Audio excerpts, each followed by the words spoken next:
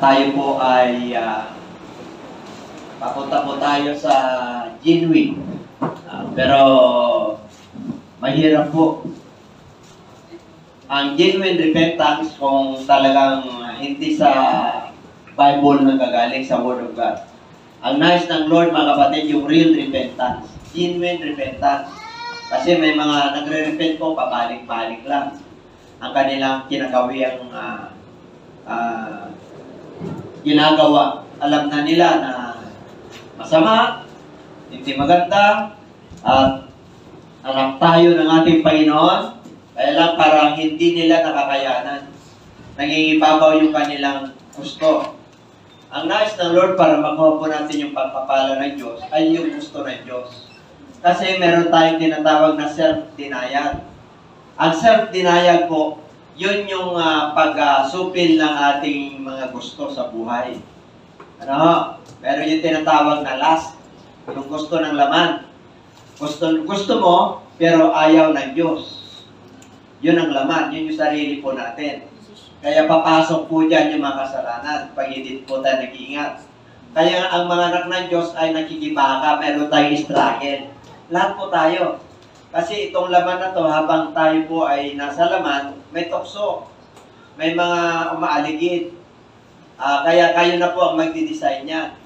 Kaya meron nga tayong book of life, lahat po tayo na mananampalataya. May book of life, tatandaan po natin yan.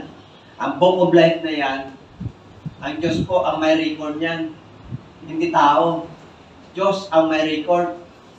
Amen po? Kaya tatandaan po natin, kaya may paggalang po tayo, meron tayong takot sa Diyos.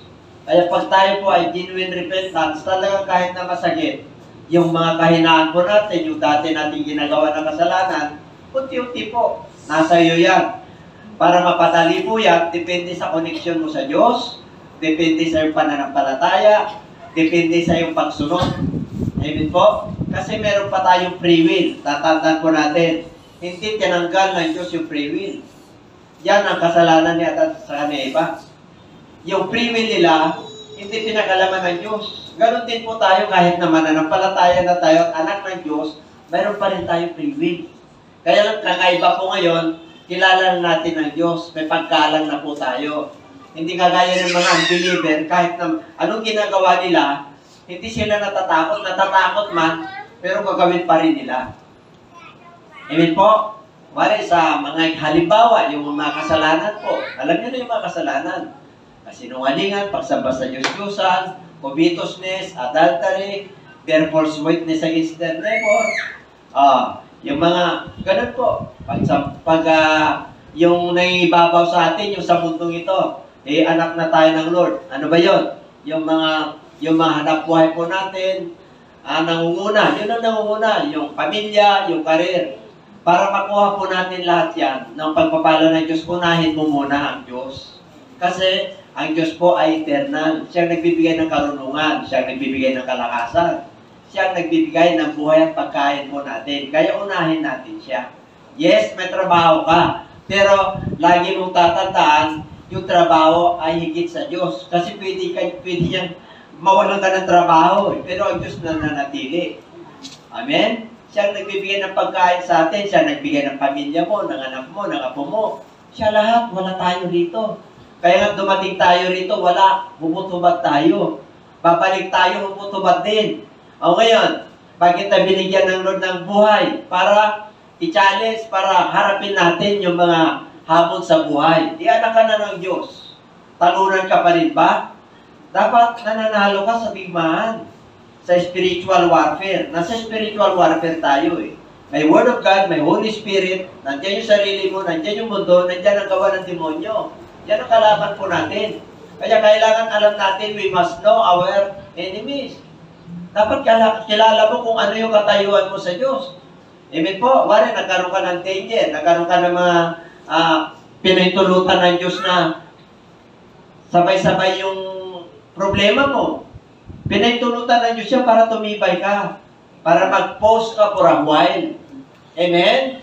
Huwag mo huwag mo salilinin yan. Mahirapan ka, kaya nga pinahintulutan ng Diyos yan para tumindig ka. Para manampalataya ka. hawakan mo yung salita ng Diyos na natutunan mo. Wari, ang tindi ng problema mo. Ano sabi ng Lord, hindi kita bibigyan ng problema na hindi mo makakaya. Ang ibig sabihin, pinagtulutan ng Diyos yun, kaya mo. Kaya lang, isama mo ang Diyos para hindi mabigat, para magaan po. Para hindi mo mararamdaman. Yan pa ba kayo? Kaya yung iba, tamtam nila yung problema nila. Walang isinte dyan sa problema. Kahit na pare ka, kahit na minister ka, pastor ka, kahit na leader ka, kahit na presidente ka pa walang isinte sa problema. Kung ano problema nyo, ganun din ang problema ng lahat ng tao, depende lamang po yan sa liit o sa laki.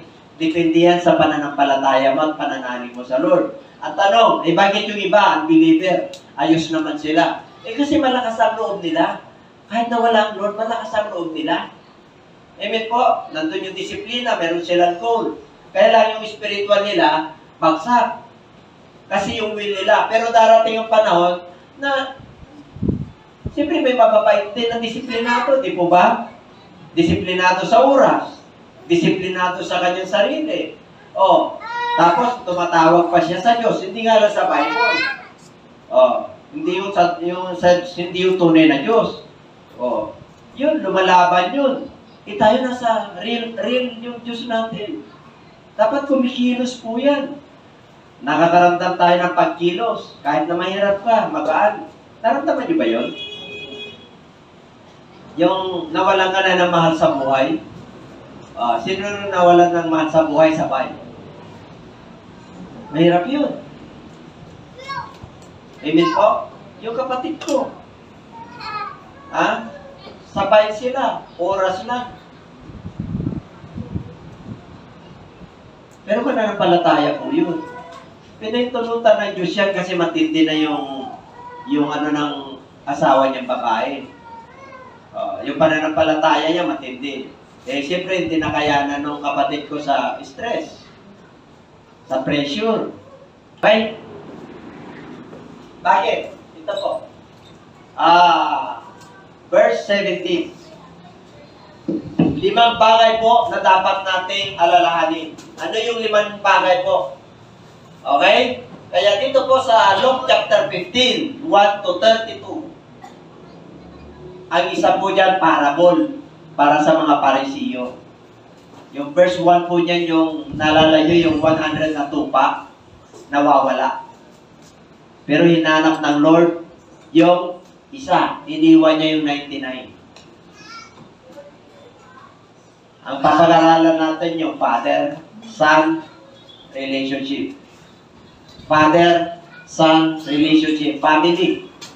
Yung pangalawang parable niyan, sa susunod na verse, 7 to 10 yan, doon pa rin, wala dyan. Kwento ko lang para makuha mo natin yung context. Kasi 32 verses po yan. Okay, yung mother naman, nawawala yung kanyang coins. Inilawan niya. Ibig sabihin, nawala yung kanyang mahalaga sa kanya, wala nang paggastos. Di ba? Pag mother, pagdating sa financial, yan ang tagahawak ng budget. Pero hinahanap niya. Pero mapapansin natin mamaya, yon yung pinaka-text natin.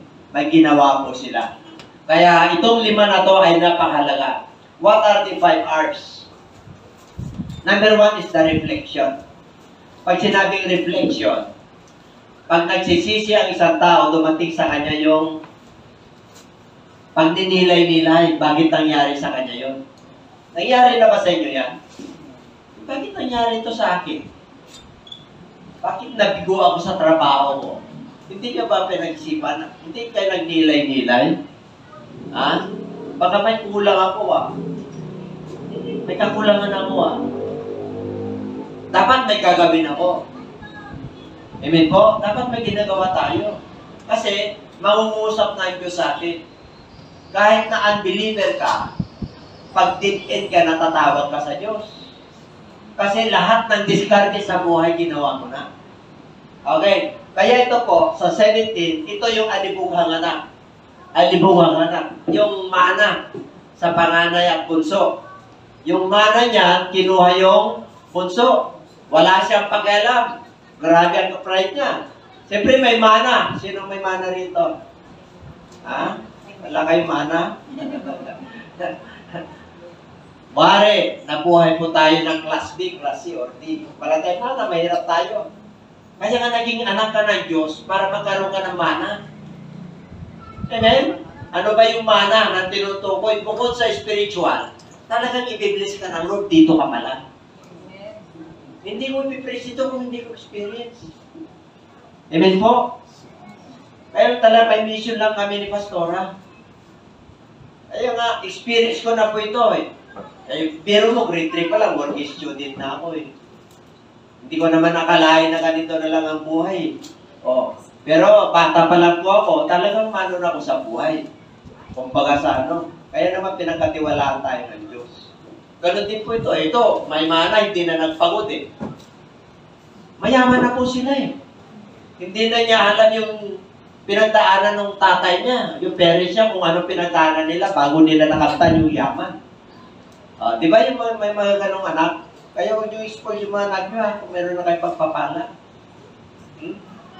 Alam nyo kung sabi ko kay Pastora, kung meron lang akong anak, yung ako, na lalaki sa akin, hindi ko bibigyan ng gadgets yan hanggang 5 years old. Hanggang 7 years old. May nakikita ako mag-asawa sa ospital, naglalaro yun lang yung anak nila, wala silang gadgets. Wala silang gadgets, tahimik po sila. Amen? Ang na-observahan ko po kasi marami akong apo, hindi na-develop yung kanilang ano, wala palang 1 year, nilalagyan na. Kaya nagwawala. Kasi ang sa magulang po, convenient eh. Siyempre, hindi natin may iwasan, trabaho dito, trabaho doon. Kaya ang iano nila yung gadget. Para tulong po sa kanila, maganda yun. Pero pagdating po sa totoong buhay reality, yung iba, unaware yung kanyang ginagawa. Kahit na mahulog siya sa hagdan, baliwala. Kasi hindi na-develop. Kung ano yung napanood nila, gagawin nila. Kung mataas yun, kaya laging aksidente ang mga bata. Amen? Alam niyo, pag tayo po ay naturuan sa common sense at saka sinasabi naman ng sensya na to, ay kailan mag-reflect ka na? Ano kaya, bakit nangyari yung anak ko ng ganito? O yung mga magulang. Kaya sabi ko kay Pastora, kung may apo ako na, bigay nila sa akin, hindi lalaki sa gadget yan. Yung normal na bata, bititi yan, pag-angkin sa accountability na yan, okay yun. Amen po, kasi alam niya na eh, ay, mahulog ako Kasi na-develop yung kanyang sa tama, stages ng pag-develop ayon sa banal na kasulatan. Hindi ayon sa mundo ito. Kung ayon sa mundo ito, makakaroon ng AI. Alam niyo yung AI? Artificial Intelligence. Ang daming fake news ngayon, hindi mo alam kung sino tama. Panahon ng kasinungalingan, kasi panahon ng Antikristo. Panahon ng demonyo ngayon. Lantaran na kung ano ang demonyo, kahit na harap-harapan, demonyo pa rin. Amen po, wala nang kahiyan sa mundo ngayon. Kasi po, the reigning of Antichrist, talagang ilalantad na niya kung sino siya. And everybody say amen. Kaya huwag tayong matakot pagdating sa ito, kaya mag-reflect tayo. Saan ba ako nagkamali, Lord? Bakit nagkanito? Kawalan ako ng jowa. Yung matalagang pinata. Amen? 10 years na kayo mag-jowa. Tapos, kaya dato, mag-reflect tayo. Sa negosyo, sa pamilya, sa pagpapalaki, sa pag-aaral, sa emotion, sa pera, sa sakit, sa karamdaman. Bakit ka nagkasakit? Baka pinabayaan mo yung katawan mo. Inabuso mo. Kaya yan yung ani. Mananampalataya ka naman na eh. Disiplinahin mo na. Amen? Ayusin mo na. Kung dati puro ka lechon, talagang madali ka malilechon. Lechon baboy. Nung wala tayo sa Lord, may aso pa. Yan pa ba kayo? Anak ka na ng Diyos, hindi mo na ng Diyos ito eh. Huwag mo nang lagyan kung ano-ano pa. Ang baboy po, okay yan, walang problema. Kaya lang medyo, dati, ilang kilo, hindi ko pa po asan mo na kasi umigat ka. Amen po. Kahit na sino magsabi niyan, talagang may uod yan na buhay. Kahit nalutuin mo. Nasa microscope po yun. Kaya ayaw ka na Muslim yan. Amen po. Tayo, sarap. Adobo, di ba? Sarap. Kasi minsan, kahit sa Old Testament, ayaw ng Diyos yan eh. Amen? Yung mga walang kaliskis, kasi mga bakterya yan sa dagat. Kaya ayaw, alam ng Diyos kung ano ang nakakaigi sa atin. Kaya lang nasa grace na tayo, pag-pray mo lang yan, wala na yun. Pero kahit na papano, meron pa rin yun. Pag hindi natin nagingan. Sapagkat magre-reflect po tayo. Kaya dito po, ito nag-reflect ito eh. Anong problema nito? Mayaman. Naubos yung kanyang mana. Dahil sa chicks, dahil sa babae, dahil sa barkada. Kaya, nag-reflect siya. Ano ngayon na nangyari sa kanya sa 18? Number 2, kailan na rin solusyon? Meron kang gagawin. May solusyon yan eh. Lahat ng problema ay may solusyon. Kahit na may cancer ka, may solusyon. Amen? Kahit na naghiwalay kayo, may solusyon. Kahit na lumigat ng problema mo, may solusyon sa mundong ito. Sa science, kahit na anong mangyari po sa mundong ito, may solusyon. COVID, may solusyon. Amen? Kasi po, nabubuhay po tayo sa biyaya ng Diyos. Kaya kahit na anong bigat ng problema mo, laging may solusyon. Kasi our God is giving the answer of all our problems. Kasi Diyos siya po na makapangyarihan. Imposible na sa'yo, pero sa Diyos ay posible. Kaya pag ikaw ay nagnilay-nilay, naayos mo yung problema, kaya dumating ka sa ganon, isusolve mo na. Ay, ito pa lang gagawin ko. Bakit siya masinso? Baka masipag. Baka madisiplina siya sa oras. Pare-pareho naman po tayo ng oras, ha? Amen? Ang tao ay may nararating. Bakit po? Meron siyang ginagawa eh. Kahit na mahirap ka, pag binigyan ka ng buhay ng Diyos, may pag-asa ka. Amen? Lahat tayo may pag-asa. May kasabihan, habang buhay ay may pag-asa. Yung mga pulang may pag-asa, nagmamasahe pa nga eh. Nag-aaral ka sila, alam nila A, B, alam nila eh. Bulag yun. Sign language naman yung iba. Meron. Pinagpapala rin sila, masaya rin sila. Nakakatuwa sa cellphone, naman nagsiselfone na bulag. Nakangiti. Pareho silang bulag eh. Tayo, kumpleto. Pino mo kayo katabi mo kung kumpleto. Tapos, mananampalataya ka pa. Malusok pa yung health mo. Okay pa. Yung pag-isip naman, normal. Kaya may pag-asa tayo. May pag-asa tayong gumaling, may pag-asa tayong maayos yung emotion. Itong emotion, grabe ito. Lalo na pag may sakit ka na. Ang hirap templahin ng emotion. Kaya ba naniniwala ron? Pag may dumating na problema, di ba? Kakalagog talaga yung dibdib mo. Paano kung may tama ka na? Yung may tama. Yung meron ka ng high blood. Di ba matadagdagan? Meron ka ng hypertension. Kung wala ka sa Lord, paano mo titiplayin yan? Sige nga. Kahit anong alam mo, saksak mo ka. Pagka dumating yung mga problema, pero pag nasa Lord ka, tulungan mo po ako. Hindi mo kaya. Tapos nananig ka, kita mo payapa ka. Ang titimpla lang yan, kasi siya yung prinsipe ng Pangulo ng Kapayapaan. Ikaw ang makakatulong sa sarili mo. Diyos, ikaw. Yung iba, moral support na lamang po yan. Pag nagkasakit ka, maawa sa'yo, pag-pray ka, tulungan ka, hanggang ano makakaya nila. Pero ang magdadala, tayo rin. Kaya nagaan natin ito. Did you not know that your body is a temple of the living God? Simple ito ng Diyos.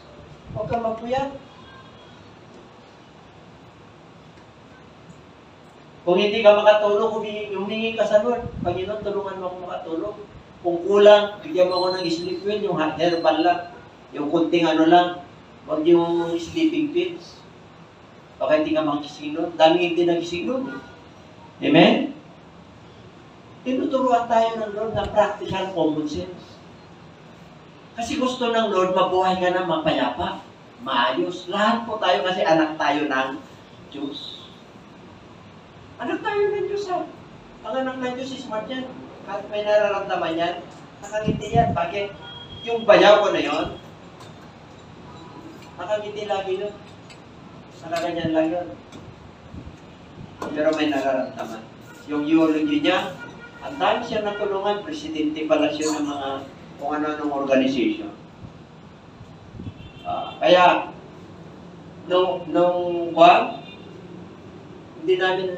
hindi ko sukat akalain na gano'n yung kanyang ano. Kasi, nag-umpisa yun ng tama lang eh. Siya nag-ano sa ayuda sa pamilya. Pag may pera yun, pinapadala niya lahat ng kapatid niya. Nabibigla na lang si Pastora. Lahat sila magkakapatid, binibigyan. Sarap ng gano'n, ano? Yung hindi ka maramo. Pag may blessing ka, sinishare mo sa... Hindi na sa kapatid niya. Yung mga kabats niya, elementary, high school, hanggang college. Nandun sila. Umiyak po sila. Di ba? Tawa nyo? Kaya, puri ng Diyos. Bakit? Hindi solusyon ng lahat ng bagay. Pag namatay ang tao, mayroon yung ganyan. Eh, ganito na lang eh. Alam niyo yung agi preaching sa ano? Isang verse lang. Isang verse lang. Ano yung sinabi kong verse? Hebrew 9:27. Itinakda ng Diyos ng tao ay sa bisis silang mamamatay at pagkatapos ay paghatol or paghukom. It is appointed a man wants to die and after that, judgment. O, itinakda, appointment. Lahat tayo may appointment sa Diyos. Kaya tingnan mo, pitos pa lang nawala na. 1 year old pa lang nawala na. Bakit? Tanungin mo ang Diyos. Wala ka pakialam. Gusto mo yun eh. Para hindi ka mahirapan eh. Yung iba naman, abnormal yung kanilang anak. Bakit nakaganon? Huwag mo sisihin ng Diyos para makita kalwalatan ng Diyos. Para mag-manifest yung love yung mag-asawa doon. Para magkaroon ka ng kahabagan sa kapwa mo. Kaya wag mong ano na, abnormal yan kasi makasala. Hindi ganun yun. Amen po? May parable sa Lord yan eh. Ito ba, kahit na naging ganyan yung pipi yung kanyang anak, tingin, dahil ba sa kagawa ng mga magulang, ano sabi ng Diyos? Hindi yan. Para makita ang kalwalatian ng Diyos sa buhay nila. Kaya wala kang sisisin pag nabuhay ka ng yung ilong mo idapa. Wala mong isisisi sa iba. Amen? Kung hindi ka gwapo sa paningin mo, gwapo ka sa harapan ng Diyos. Kasi, lahat ay maganda. Iba lang yan eh. Ay, mga kapatid, tingnan mo katabi mo. Oh, maganda yan, di ba? Gwapo yan, di ba? Oh. Tingnan ba si Tisoy, di ba? Gwapo yan. Gwapo ka rin eh. Panahon ngayon ng, alam niya, malapit na darating si Lord. Ano ang hinahanap ng Diyos? Righteousness. Kaya yung mga leader, ginagawa niyang righteous. Hindi mo may tatago yan. Amen po? Oh, kaya yan ang gagawin lang. Tay! Oh, punta ka na. Nay! Kapatid! Ang tindi ng ugali ko. Kinuha ko yung mana nyo. Nasama. Nakakita na kayo ng ganon? Hindi sasama yung mana ng iba? Siyempre, sabi nung tatay, pag buhay mo, bigyan mo na kasi kailangan niya, may sakit eh. Inamatay. Paano hindi ba kaaway na kayo daliwan? Pagsisisihan na kayo. May pag wala kang wisdom sa Lord, wala. Oh, ngayon, resolution. Anong wisdom ng Lord kung may mana kayo? Sige nga. Ana? Ana? Kung ano lang yung mana niya, yun ang pagtulong-tulungan nyo. Okay? Ha? Para hindi matamay yung mga in-laws nyo, yung pamilya nyo. Wala, yung mana nyo, 10, yan, 100 square meters kayo. O, magkakasama, combine, hindi pa nag-transfer. Nakuha nyo? Kasi mahirap magpa-transfer, maraming gastos. Hindi pa na individual. O, ang gawin nyo, divide mo na lang. Paano kung walang asawa yung isa? Walang anak? O, ano? Pagawayan ko na naman. Eh, hindi na natapos ang amay. Eh, may batas din po dyan. Kumonsulta kayo sa batas ng tao, para maging payapa po kayo. Amen po? Kaya ang dami kong nagdidimandahan sa korte, magkakapatid. Yung mana ko sa bundok, ikaw sa komersyal. Nagkamali siyempre yung anong palay ng mga misyonan ng tao. Basta kayo, pare-pareho kayo ng mana, yung favorite mo nandun. Nandun sa komersyal. Yung isa nandun sa farming. Yung isa na sa bundok. O sa'yo na yung bundok doon. Alam mo, yun. Yung isa sa farming. Yung isa naman sa komersyal ka. Kaya kailangan may resolution lagi. Ha? Mananampalataya ka na yung mga kapatid mo na unbeliever, unawain mo, pag-pray nyo sila. Yun lamang po yun. Ha? Huwag kayong mag-away, mahalin mo ang iyong kaaway. Lalo na kapatid mo yan, di ba? Mahalin mo lalo. Kahit na magkakaiba kayo ng mga pananaw sa buhay. Kahit na magkaiba kayo ng reliyon. Ikaw yung nakakalam. Ikaw yung nakakauna. Kasi kilala mo yung Diyos na pinagdilipara. Resolution natin. Kaya sabi niya, gawin mo yan. Number 3. I shall return. Yung iba rin, pinagre-return na eh. Hanggang namatay na eh. Pinagre-return siya ng Lord. Bakit? Para magpakumbaba. Para tanggapin niya na mali siya. Bihira tao tumatanggap ng kamalian. Lalo na, amen? Totoo yan? Hindi ganun kadali Yung kamalian mo, madali mong sabihin din, pero galing ka pa rin. Pwede po yun. Pag mananampalataya ka na, para hindi ka nababalik. Alam na, balik ka ng balik, pasensya ka ng pasensya. Isa yung pasensya mo, sa puso lang, wala sa puso. Pasensya na. Wala sa isip, wala sa guni-guni.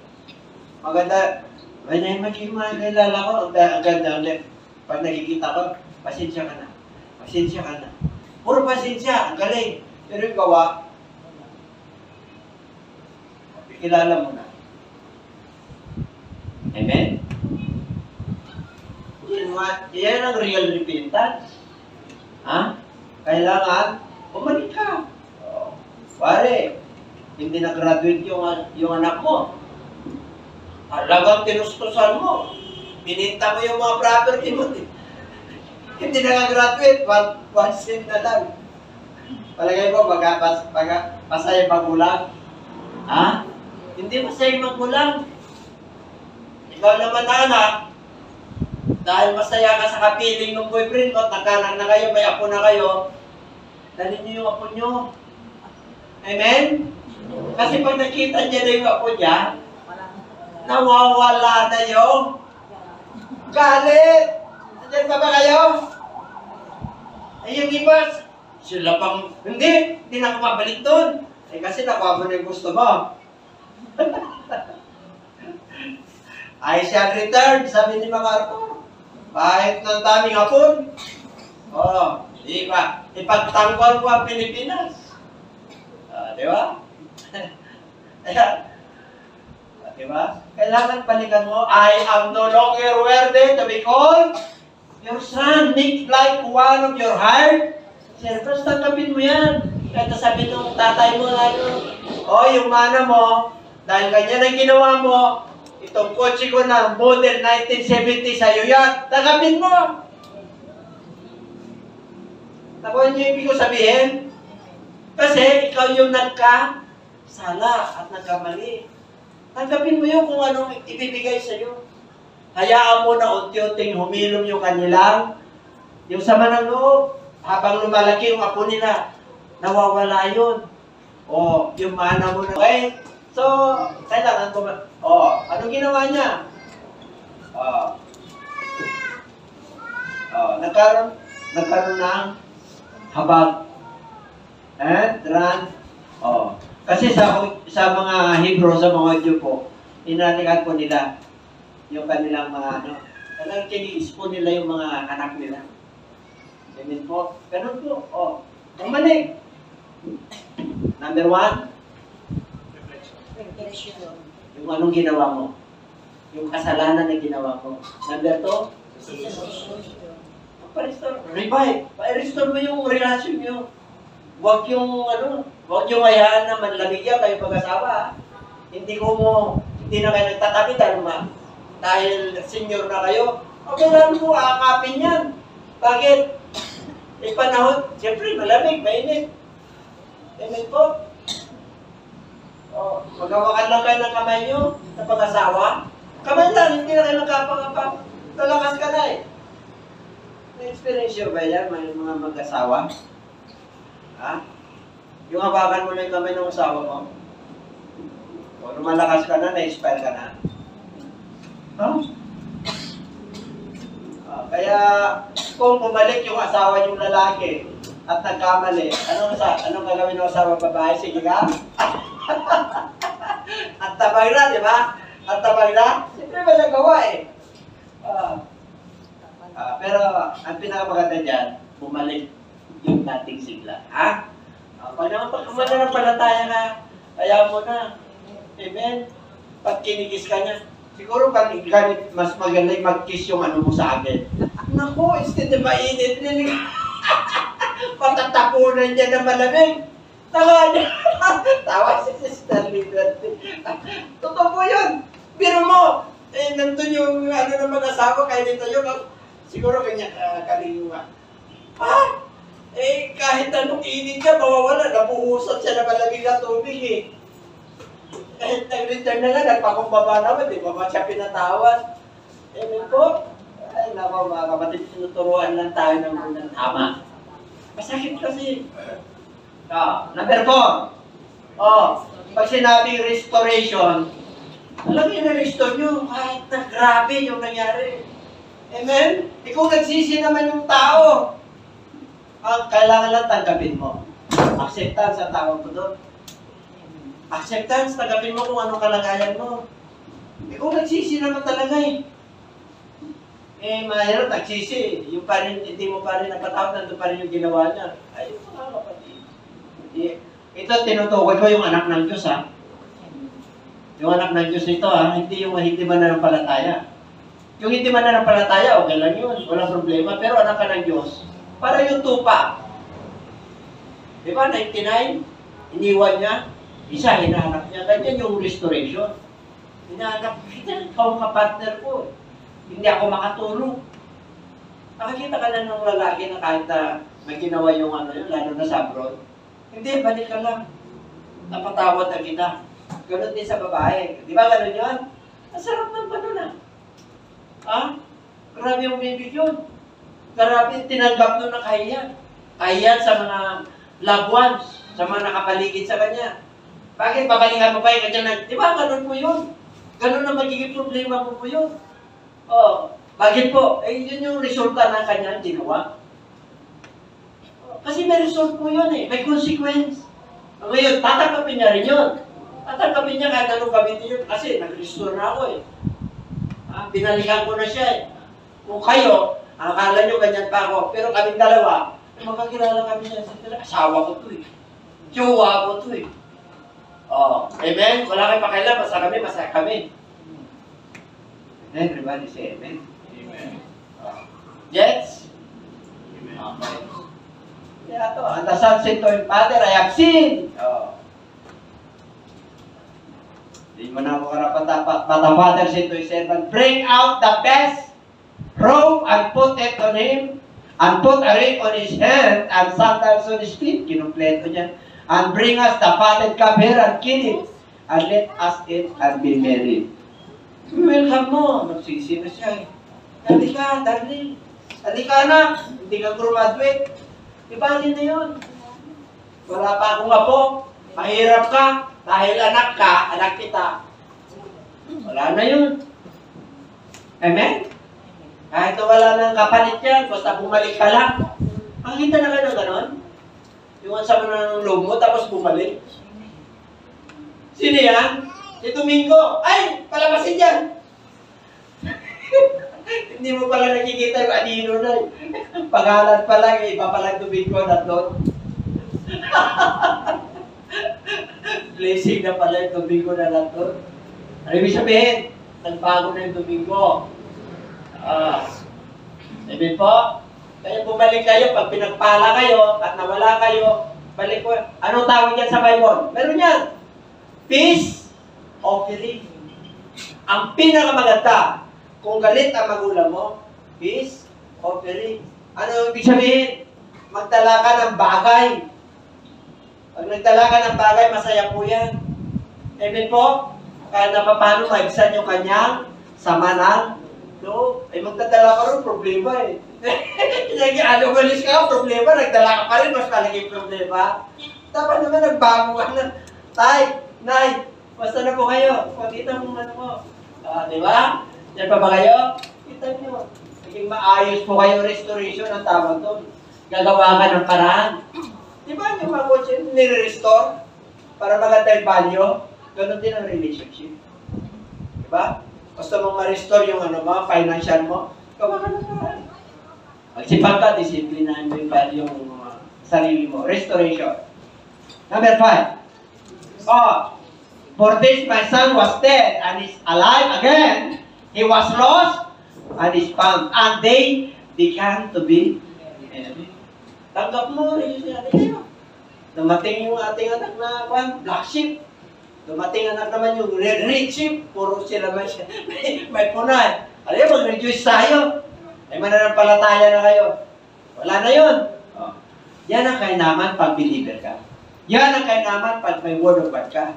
Yan ang kainaman pagka nakakapagpatawad ka. Yan ang kainaman pagka musakos ka. Amen? Amen po? Okay. Rejoicing. Ngayon, there is tingnan natin. Yung pinaka It was right that we should make merry and be glad, for your brother was dead and is alive again and was lost and is found. So tayo po ay wala pa sa Lord. Makinig kayo. Iba-iba ang ugali natin, di po ba? Iba-iba. Wala tayo kay Lord. Pero naturuan na po tayo. Kaya natin to. Sabi mo sa katabi, kaya natin to. Sa tulong ng Diyos. Kaya ang ginawa kanyang anak eh. Ano ang inayos ng Lord? Yung ugali. Ang pinakamahirap, ayusin yung ugali. Ugali. Ang bisyo, madali lang yan eh. Mas matindi yung ugali. Kaya, pinapasabi ng Lord sa Matthew chapter 5, the beatitudes of the Lord Jesus Christ. Meron tayong loving your enemies, forgiving them, yung mga nakotang sa'yo, at mag-forgive ka sa mga nagkasala sa'yo. Yung mga naggumawa sa'yo nang hindi maganda, pakainin mo sila, painumin mo sila. Kaya? Kaya? Mahirap. Pero, tingnan nyo. Tingnan nyo siguro ito. Meron tayo dyan. Pinaka-conclusion. Ito, pinaka-climax nito. Pag sinabing Luke 15:7, ito yung tupa. 100 na tupa. Iniwan niya yung 99 kasi hindi na nila kailangan ng doktor. Kung mga sa may sakit, healthy lahat yun. Yung isa, yun ang may sakit. Ang daming may sakit ngayon, no?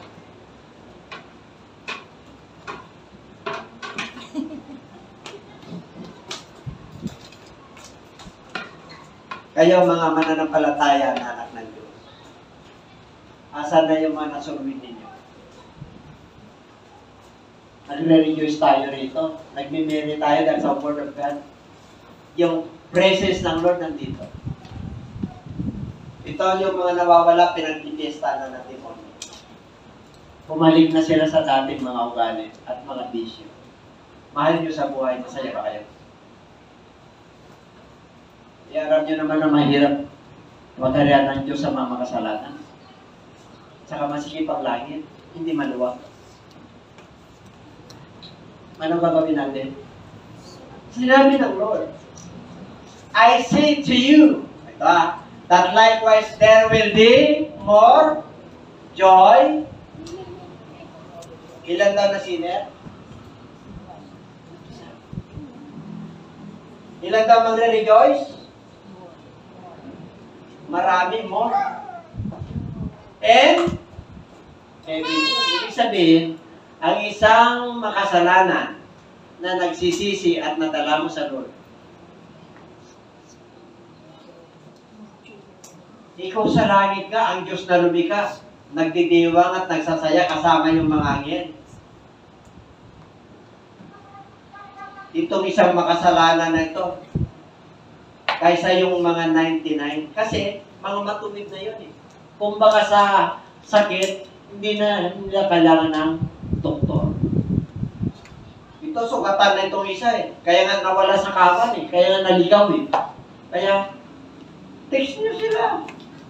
Kumustahin nyo sila kahit na nakautang siya sa iyo, nasaktan ka, kasi babay ka na, Kristiyano ka, nakapagbanggit ng hindi masama sa iyo. Huwag kang titigil. Kasi pag, alam niyo ba, ito sinner ito. Yung backslider, alam niyo ba backslider?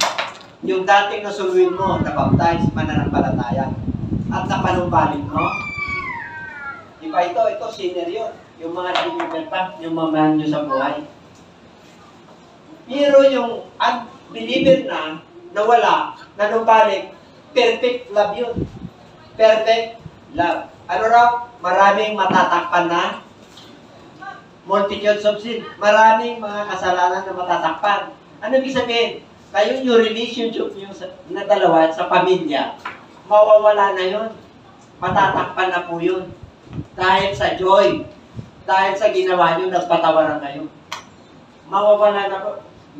Yung makakilala sa'yo, kasi nagpago na po kayo, nagsama ulit kayo, mag-asawa kayo, o nanay mo, tatay mo, o kapatid mo, sa pananampalataya, kapatid mo sa laman, kaibigan mo, tinakwil ka ng kaibigan, dinis ka pa, nawala na yun, bumalik. Multitude of sins. Nadala mo sa church, nag-backslide, nadala mo multitude of sins, matatakpan. Yan ang number. Ano pa? 15, ano kanina? 15, 17 yan. 7. Ito 10. Ito 7, ito yung 10. Ito yung nanay. Yung kanina, sino yung tuba? Tatay yun, father. Ibig sabihin, kayong mga mananampalataya na nakapagdala, kayo yung tatay niya at nanay niya. Kaya hanapin niyo po yun, ibabalik niyo siya sa iglesia. Para, doon din po sinner. Ano raw? Presence of angels. God over one sinner, repent. Ito naman po, yung nanay, nawawalan siya ng coins. Mahalaga yun. Ginto, mahalaga sa kanila yun, kabuhayan po nila yun. Gabi, inilawan niya, wala. Hinanap niya, nakita niya. Anong ginawa niya? Anong ginawa niya? Nag-celebrate mga kapitbahay, nakita mo na yung ginto ko. Hindi tanso, ginto may value. Nakita mo na. Mag-reduce tayo, kainan tayo. Pero mo pati yung langit. Bakit? Coins yun Ibig sabihin, mahalaga po yun. Mahalaga yung kasalanan kasi yaman ng Diyos yan. Kaya pag nakapagdala ka ng isang kaluluwa, ang yaman. Sabi mo siya, katay ko, mayaman ka. Oo. Magdala ka ng isang kaluluwa, nagpatuloy yan, pagdating ng Judgment Day, anyaman mo sa harapan mo. Papunta na sa hell yan. Pero siya ang ginamit ng Diyos. Nasa heaven kaya. Amen? Kaya huwag niyong baliwalain yung mga nasusuloy ninyo. Pag-pray niyo po, sabi, bakit kayo nawala? Paano ko? Saan na sila? Saan ka na?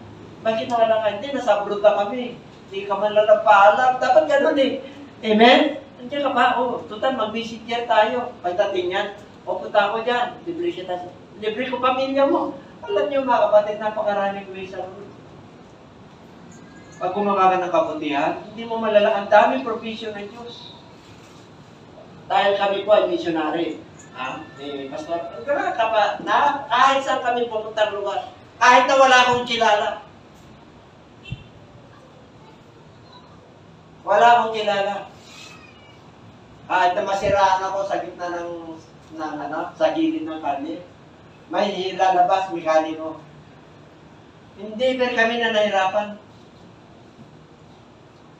Kahit saan kami, wala akong kilala sa lugar, na pangka, binabagyo, nagkaroon ng aberya, wala pa problem. Ilang taon ako sa ministry. I've been in ministry for 40 years. Kilala ko yung Diyos na pinagbili ko. Amen? Bakit po? Ay, nag-deposito ka na nag-deposito eh. Nang yaman ng langit eh. Mag-withdraw ka, hindi mo alam. Yun yung bigay sa'yo ng Diyos. Traffic dito sa traffic po dito lagi sa yung papunta sa amin. Sila 30 minutes, ako 15 minutes. Nandiyan na ako sa bahay. That is the provision. Paano nangyari yun, Bishop? Sanay po ako sa Maynila na driving. Sa gilid ako. Yung sa mga tricycle, mga jeep. Yung iba, natatakot kasi tama-tama lang. Ipo. Kasi, yung panahon ko, iba yung panahon nila. Kasi marami akong commitment sa labas. Yung pagpunta ko lang rito eh. Amen po? Marami akong commitments. Nag-evangelize ako sa funeral. Kahapon nasa San Carlos ako. Ngayon nandito ako. Halos every day of my life. Kaya ang ginagawa ng Diyos sa akin, niluluwagan niya yung kalye para makarating ako on time sa Diyos sa mga gawain. Ganon katindi po yun. Maynila ako, mapaibang bansa po kami. Naligaw kasi pastora sa Singapore, di ba? Pero may, nakawan mo, ang ating Panginoon. Napakabuti niya. Amen po. Ganon ang mga natin. Ganon. Bakit po? Pinagdadala tayo ng mga luluwa eh. Nag-iimbak ka ng yaman sa langit eh. Ang yaman mo kaya? Yung ma-enjoy mo sa lupa, hindi kayang bayaran. Amen po? Hindi mo kayang bayaran. Nangarang nga ako, dami, mga professional. Ang gaganda ng mga kotse, mamusta. Yung mga ng bayaw ko. Grabe. Pati yung nangyaro siya, kapin ako. Nasa station yun sa Canada. Stable sila na. Bakit po? Naramdaman po nila yung pag-ibig. Ang mayaman po, mahirap magharian ng Diyos yan. Tatandaan nyo, sinabi ni Jesus Christ yan eh. Mahirap pagharian ng mayaman.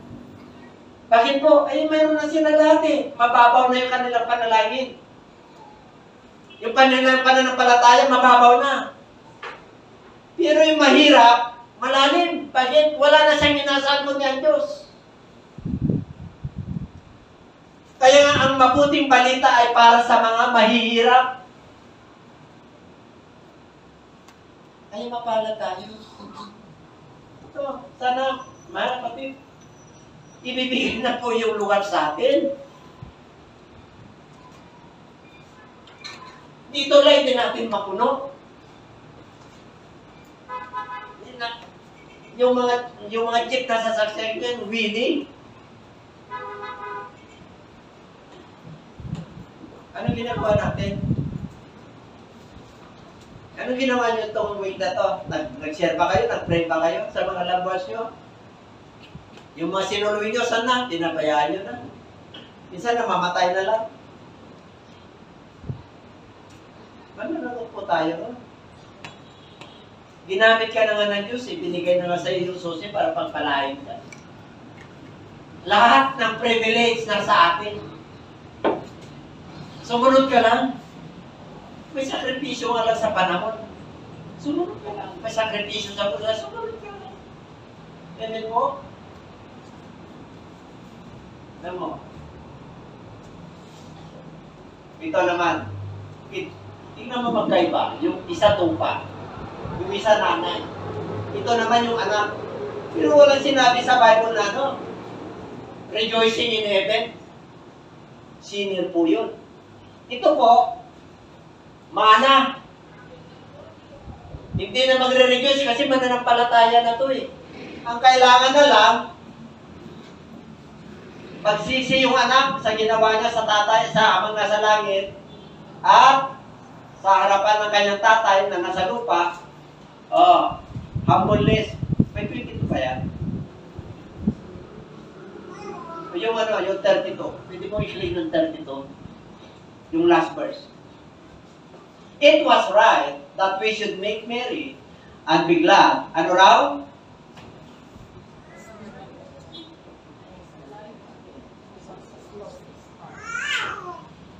Itong alibukang anak na to, na matigas ang ulo, wala nang mana to, inubos niya na, bumalik. Sa kanila patay na. Patay na, wala na. Wala nang record, wala nang mana eh. Bumalik. Pinaganda ng tatay. Pinakamagandang robe, ring, slippers. Tapos yung alaga ng panganay ng mga matatabang baka, yun ang pinangantay. Kaya galit na galit yung panganay. Ano sabi niya sa tatay niya? Ton, waldas to. Lahat ng yaman mo, inano sa babae. Nawala nga yan eh. Ayaw niya nang tanggapin yung panganay. Ano sabi nung panganay? Hindi nyo nga ako pinaganda na ganyan eh. Ano sabi nung tatay? Anak, parapat dapat lang na paghandaan yan eh. Bakit? Itong brother mo na to, patay na to.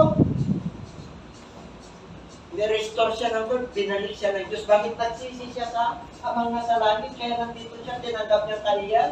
Kaya servant na lang, kahit hindi mo na pamanahan, kahit hindi mo na siya paghandaan. Ano sabi ng panganay? Wala. Pati ba naman yung mana ko, pinapagalaman mo? Ano sabi ng tatay? Nandito ka sa piling ko. Lahat ng akin ay yun. Di ba may ganyan? Naingkit? Ba't yun yan ang trato mo? Tayo pang galit eh. Pag bumabalik yung kapatid natin, at nagsisisi. Tayo pang galit.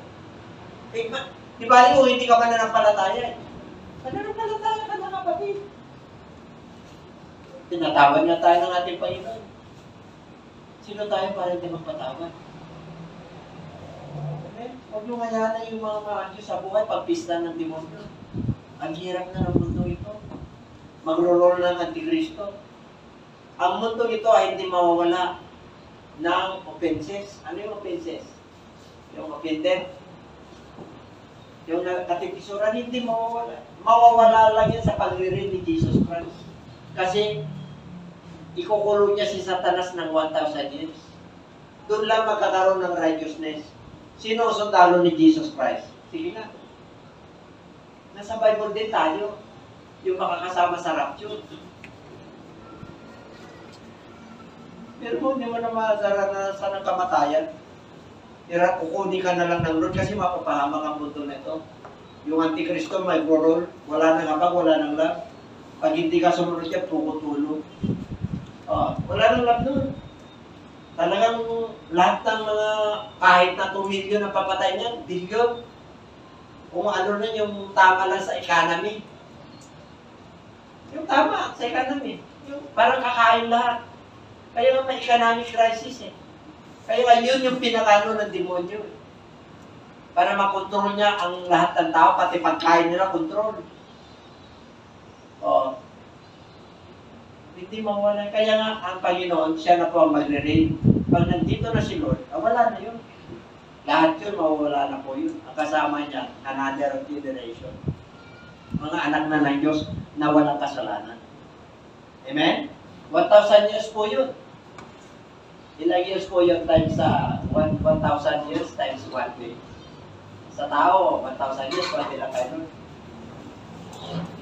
Ang tindi ng Diyos. Ganon tayo katindi sa harapan ng Diyos. So, purihin ng Diyos, ano pa? Ano pa ka? Ano pa? Tayo pala tayo kumain. Kaya itong mga upuan ko na ito, please. Gusto nyo blessing? Gusto nyo kagalingan?